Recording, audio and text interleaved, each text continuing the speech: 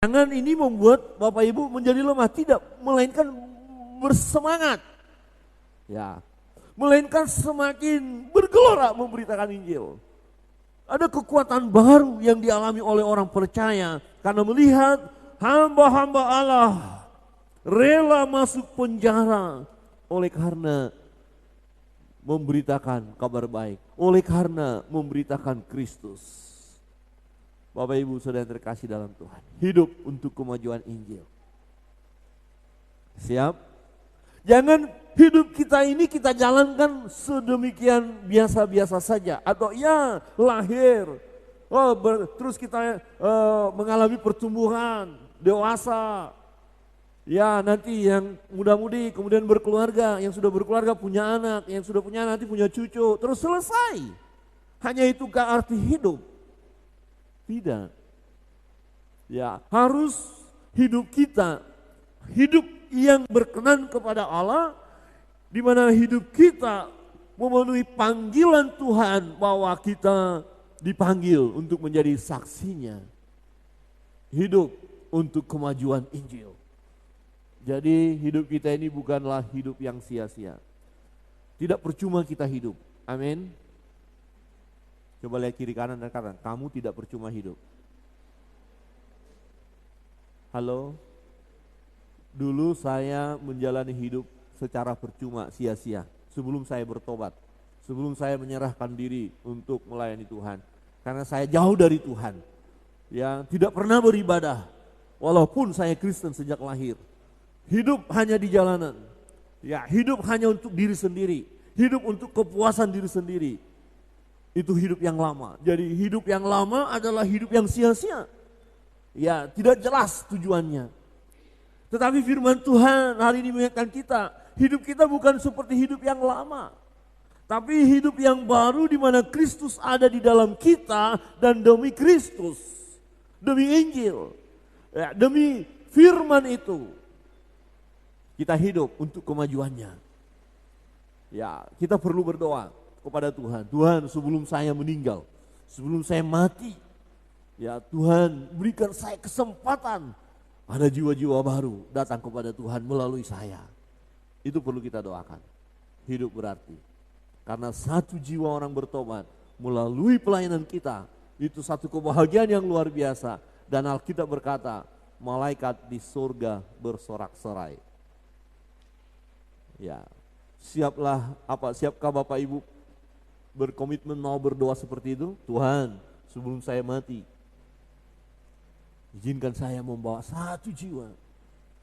Nah setelah dapat satu jiwa, Tuhan masih kurang 2 jiwa. Ya setelah itu, nanti setelah kita tahu rasanya luar biasa, nikmatnya, Tuhan 3 jiwa. Lagi Tuhan 4 jiwa. Lagi Tuhan pakai saya jadi berkat. Hidup untuk kemajuan Injil. Amin. Tapi risikonya ada. Misalnya saudara punya teman, dia bukan seiman. Ini yang terjadi ya, satu kesaksian seorang yang akhirnya bertobat percaya Yesus setelah usia tua. Dan dia berkata, mengapa waktu saya muda ya belum mendengar tentang Yesus, padahal teman-teman saya satu kerja itu orang Kristen. Kenapa saya setelah tua baru dengar Injil itu? Kalau sejak muda saya dengar tentang Yesus, saya sudah lebih dulu percaya dan saya merasakan sukacita yang besar. Tetapi setelah masa tua itu pun karena ada masalah dalam hidupnya, ya kemudian dia berjumpa dengan Tuhan. Dia bertanya begini, di mana orang-orang Kristen? Kenapa enggak berani membuka suara dan memberitakan Injil kepada saya? Padahal itu teman akrab. Nah, fakta memang seperti itu. Ketika kita punya teman, sahabat, begitu sulit kita menyampaikan kebenaran itu. Kenapa? Nanti dia tersinggung, nanti dia marah, nanti jadi enggak berteman. Itu kadang-kadang kita pikirkan. Tetapi sesungguhnya tidak seperti itu. Karena yang kita beritakan adalah kabar baik. Tentu semua orang suka dengan kabar baik. Amin. Tetapi kita tidak memaksanya, tidak mengkristenkan, tidak, hanya menyampaikan kabar baik. Ya. Rasul Paulus tadinya dia bukan pengikut Kristus, tetapi setelah dia berjumpa dengan Kristus, hidupnya untuk Injil. Bahkan dikatakan, sekalipun aku ini di penjara, aku dianiaya, ya, aku mengalami kesengsaraan, tapi ini untuk kemajuan Injil. Bahkan orang-orang yang dia layani, yang mendengar bahwa dia masuk penjara, justru semakin berani bersaksi, justru semakin berani menunjukkan iman mereka. Ya, di ayat 14 tadi. Dan kebanyakan saudara dalam Tuhan, berarti mereka yang sudah percaya itu telah beroleh kepercayaan karena pemenjaraanku. Kira-kira begini, wah, dia hamba Tuhan di penjara, dia bisa hadapi semua. Kita jangan takut, kita jangan jadi pengecut, kita jangan mundur. Kalaupun toh akhirnya ditangkap, tidak apa-apa. Bukankah dia, Rasul itu pun ditangkap dan dia terima semuanya. Akhirnya umat itu berani. Kira-kira begini, kalau ada orang menyerang kita karena iman kita, karena beribadah kita kepada Allah, kemudian saya sebagai pendeta kabur duluan, Bapak Ibu Saudara akan berkata, capek deh, gembala kita lari duluan. Maka Bapak Ibu akhirnya gak berani untuk mengalami atau menghadapi penderitaan itu. Kalau saya sebagai gembala udah kabur duluan, menyelamatkan diri sendiri. Ya, tetapi kalau saya siap dan rela ditangkap, ya, rela dipenjara, maka Bapak Ibu semakin bersemangat. Ya, karena Bapak Ibu melihat satu bukti bahwa memang untuk mempertahankan iman kita, ya, demi Injil kita siap menghadapi apapun itu. Amin. Hidup untuk kemajuan Injil. Ya, coba katakan kiri kanan, hidupmu untuk Injil. Ya, ada dasarnya kan? Yohanes pasal 15 ayat 16 ya. 16 ayat 15 atau 15 ayat 16? 15, 16. Coba salah seorang menemukan, baca untuk kita. Yohanes 15 ayat 16. Yang sudah menemukan langsung berdiri. Ya. Yang menemukan langsung berdiri dan nanti dapat Alkitab.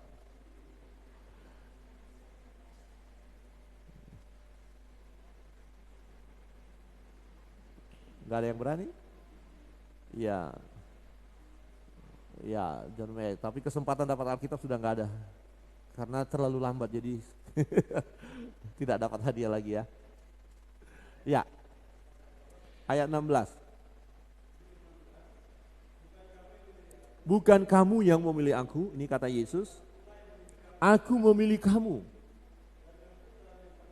Aku menetapkan kamu supaya kamu pergi. Terus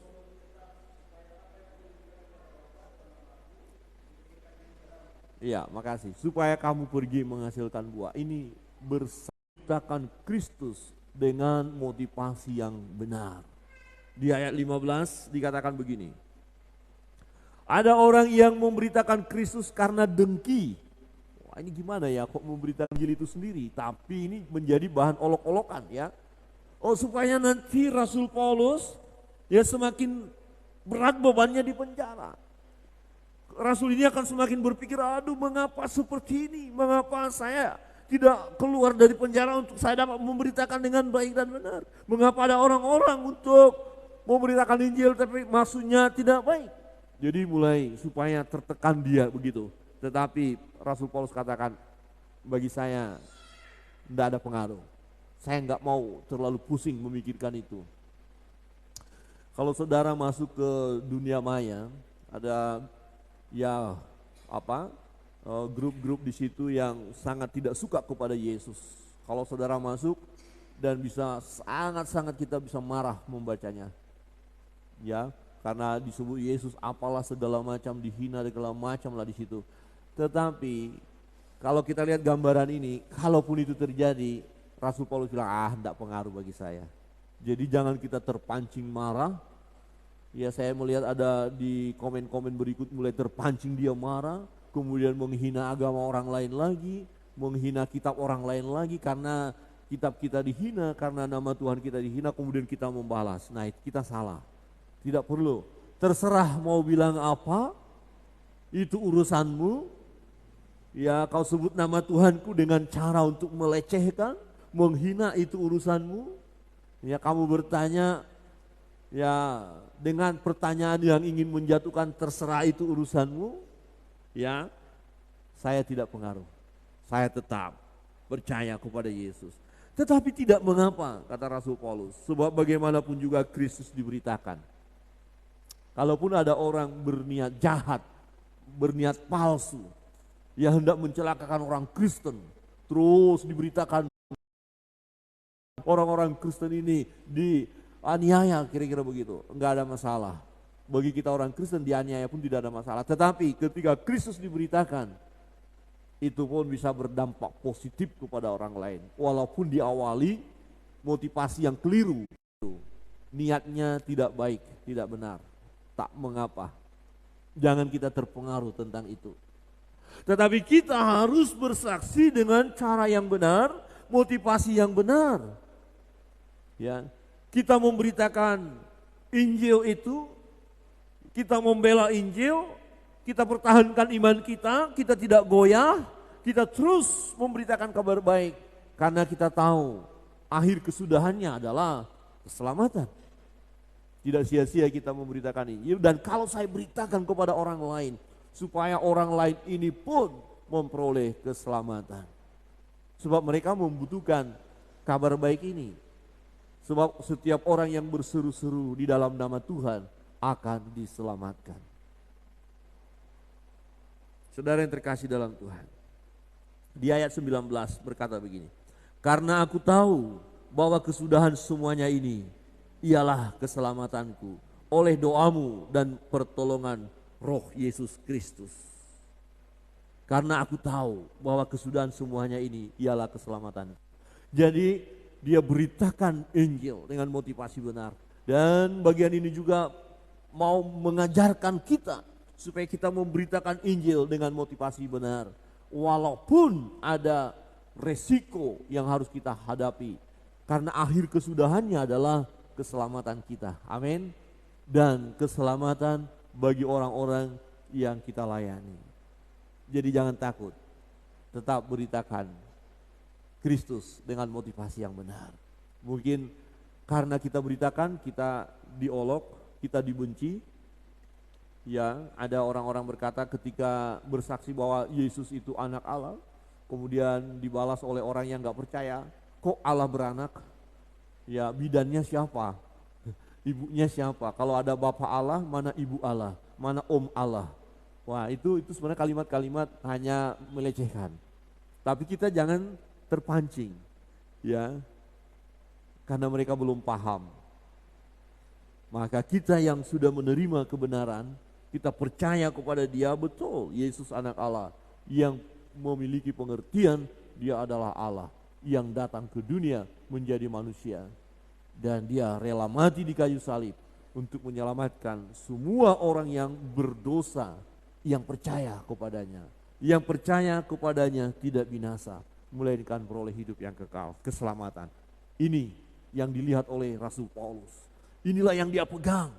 Jadi dia memberitakan Kristus dengan motivasi benar. Motivasinya apa? Supaya keselamatan pun terjadi bagi banyak orang. Bagi dia tahu aku akan selamat. Bagi keselamatanku itu sudah pasti.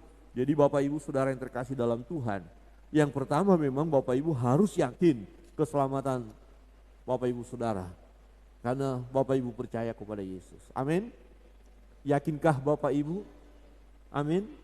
Seringkali saya gambarkan itu kalau tiba-tiba terjadi ya katakan gempa, roboh gereja ini, gedung ini, kita sama-sama mati. Ya, siapa yang masuk surga? Bisa angkat tangan. Oh, yang pasti masuk surga, angkat tangan. 1, 2, 3, 4, 5, 6, 7, 8, 9. Semua ya. Haleluya.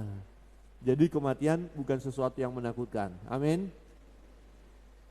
Aminnya kecil.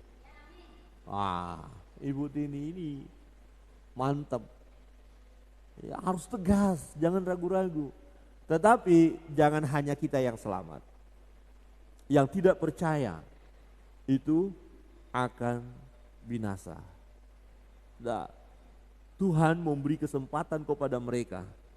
Kenapa belum datang Yesus Kristus kedua kali? Alkitab berkata, dia tidak menghendaki kematian orang fasik itu di dalam kefasikannya. Dia beri waktu supaya mereka mendengar kabar baik ini, mendengar Kristus, mendengar Yesus. Kemudian mereka akan percaya kepada Yesus. Jadi ini tugas kita. Mari beritakan Kristus dengan motivasi yang benar. Kita sudah pasti selamat, dan orang-orang yang kita layani, yang di mana hati kita ada pada mereka, supaya mereka pun memperoleh keselamatan, maka jangan lupa beritakan Kristus kepada mereka. Amin. Apakah saudara siap melayani? Siap melayani? Ada kita kemarin dilatih. Waktu dikatakan siap mulai, yes. Kemudian kapan? Sekarang. Besok, sekarang. Minggu depan, sekarang. Jadi kapan kita mau melayani? Jadi coba dicontohkan ya. Waktu katakan siap melayani, Bapak Ibu berkata yes. Kemudian saya tanya, kapan? Sekarang gitu ya. Minggu depan? Tetap sekarang. Jadi pemberitaan Injil itu nggak boleh ditunda-tunda. Ya, kenapa? Karena sangat penting. Kalau kita tunda, bisa dia yang duluan mati atau kita yang duluan mati. Ya, kalau kita mati, kita nggak punya kesempatan memberitakan Injil. Kalau dia mati, dia tidak punya kesempatan mendengarkan Injil. Ya, jadi kalau bukan dia yang mati, aku yang mati, kan begitu. Berarti harus segera. Siap melayani? Kapan? Minggu depan, tahun depan, setelah kita kaya. Amin. Oh, puji nama Tuhan. Ya, motivasi kita harus benar. Beritakan Injil. Kebenaran yang ketiga, hidup yang berdampak bagi orang lain. Ya, kesaksian hidup dari Rasul Paulus. Ya, dalam satu pergumulan dia dipenjara, dia juga mengalami penderitaan, dia mengalami kesusahan. Kalaupun toh mati, itu jauh lebih baik dia bilang. Tapi dia berkata seperti itu bukan karena dia sudah bosan hidup. Ada orang karena banyak masalahnya kemudian mulai stres dan bilang, aduh Tuhan lebih baik saya mati aja. Itu karena sudah stres. Ya, bukan karena dia tahu setelah mati akan mengalami hidup bahagia, bukan. Karena stres. Jadi kalau saudara berkata Tuhan biarlah hari ini mati, jangan saudara berkata begitu karena stres. Karena kehilangan pengharapan, bukan. Tapi karena keyakinan, kalaupun toh akhirnya mati, pasti masuk surga. Amin. Mari kita baca ayat 20. Ayat 20 kita baca bersama-sama. Ya. 1, 2, 3. Sebab yang sangat kurindukan dan kuharapkan ialah bahwa aku dalam segala hal tidak akan beroleh malu, melainkan seperti sedia kala, demikian pun sekarang Kristus dengan nyata dimuliakan di dalam tubuhku, baik oleh hidupku maupun oleh matiku. Mau hidup mau mati, bagiku bekerja memberi buah. Jadi mana yang harus kupilih aku tidak tahu. Jadi apakah mati saja atau tetap hidup, dua-duanya sama saja. Mati juga bagus, masuk surga, ingat bukan karena putus asa, bukan karena terlalu berat beban itu dia nggak kuat, bukan. Tapi kalaupun toh akhirnya mati nggak ada masalah, karena akan masuk surga. Tapi kalau hidup, haruslah hidup yang menghasilkan buah. Nah, ini menjadi pergumulan dia di penjara itu. Dan dia berkata, aku didesak dari dua pihak. Aku ingin pergi dan diam bersama-sama dengan Kristus. Itu memang jauh lebih baik. Artinya apa ayat ini? Aku mati itu jauh lebih baik. Kenapa? Ya, aku ingin pergi dan diam bersama-sama dengan Kristus. Artinya mati kan? Kemudian dia akan masuk surga. Dia akan bersama dengan Kristus. Dia akan mengalami ketenangan itu. Sebab Yesus pernah berkata, ya, bahwa dia pergi dan menyediakan tempat bagi setiap orang percaya karena kamu. Jadi kalau aku hidup karena kamu, Rasul Paulus menyampaikan kepada umat, kepada jemaat di Filipi, kalaupun aku hidup, berarti untuk kamu. Nah, di ayat 25 berkata begini, dan dalam keyakinan ini tahulah aku Aku akan tinggal dan akan bersama-sama lagi dengan kamu sekalian, supaya kamu makin maju dan bersukacita dalam iman, sehingga kemegahanmu dalam Kristus Yesus makin bertambah karena aku, apabila aku kembali kepada kamu. Dari dua sisi dia didesak. Kalaupun mati, aku mau bersama dengan Tuhan. Aku mau segera pergi meninggalkan dunia ini. Ada tempat yang indah. Tapi ini dikatakan bukan karena stres tertekan, bukan. Karena satu keyakinan bahwa surga telah tersedia baginya. Jadi Bapak Ibu jangan takut mati. Tapi jangan bilang mati saja Tuhan karena ada masalah. Amin. Coba katakan kiri kanan, kalau kau punya masalah jangan bilang mati saja saya. Ada loh, udah rasanya bosan hidup ini, mikir-mikir, stres, gak ada selesai masalah. Sudah gaji dipotong, pacar putuskan lagi, kontrakan habis, sakit penyakit muncul. Aduh, terlalu beban, ini anak muda ya. Saya membaca tadi, ada berita pasangan di Solo, suami istri baru menikah, dan ada pesan di kantong laki-laki itu, dan suami istri yang baru menikah, dia bersama-sama berdua ini ke rel kereta api dan mereka bunuh diri, baru menikah. Ngeri kali toh. Jadi apa tujuan hidupnya apa? Saya pikir mereka punya masalah. Jangan sampai baru menikah kemarin itu mereka banyak utang. Karena mikirin apa, saya nggak tahu, nggak dijelaskan. Tapi yang jelas baru menikah, hidup bahagia, tapi bersepakat bunuh diri. Ya pada hari pernikahan pasti bahagia. Tapi mereka bunuh diri di rel kereta api. Nggak dijelaskan terlalu rinci apa. Cuman yang saya melihat berita itu, aduh kasihan sekali ya. Ini perbuatan yang sangat menyedihkan. Jangan sampai merasa sudah bosan hidup, udah mati. Tapi pikirkan masuk surga apa tidak nanti. Kalau bunuh diri bagaimana bisa masuk surga? Jadi jangan bunuh diri ya. Coba lihat kiri kanan, jangan bunuh diri ya. Jangan, apapun masalahnya, hadapi. Ya. Nah, Rasul Paulus berkata, dari desakan dua pihak, jadi kematian bukan masalah, karena akan bersama dengan Yesus. Dia sebagai pelayan Tuhan.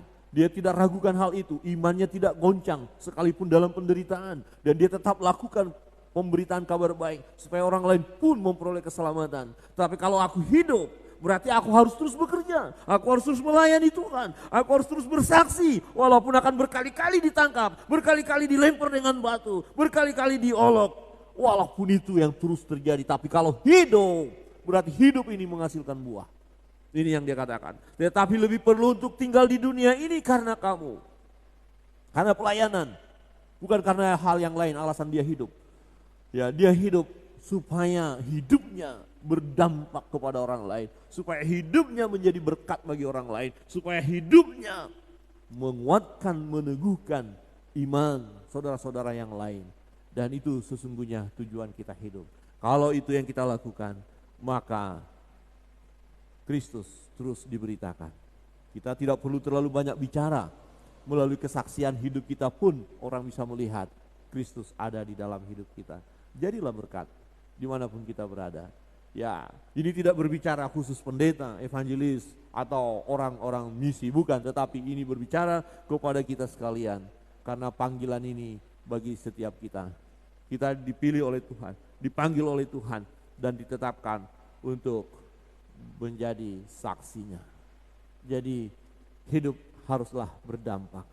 Kalau hal ini kita lakukan, maka nama Tuhan dimuliakan, ditinggikan. Orang akan kagum dengan hidup kita sebagai orang percaya. Kiranya kebenaran firman Tuhan ini menolong kita, memberikan semangat kepada kita untuk terus giat melayani. Amin. Coba lihat kiri kanan, giat melayani. Sentuh sedikit, giat melayani. Ya jangan hidup ini hanya kita jalankan begitu-begitu saja, enggak. Kristus diberitakan melalui hidup kita. Dan selagi kita hidup adalah kesempatan. Hidup ini adalah kesempatan, jangan kita sia-siakan. Kesempatan ini jangan kita sia-siakan. Rasul Paulus telah membuktikan bagi kita, ya, dia siap menderita demi Injil. Dia lakukan semuanya, ya. Dia tidak meragukan akan firman Allah. Dia tidak meragukan keselamatan itu. Dia terus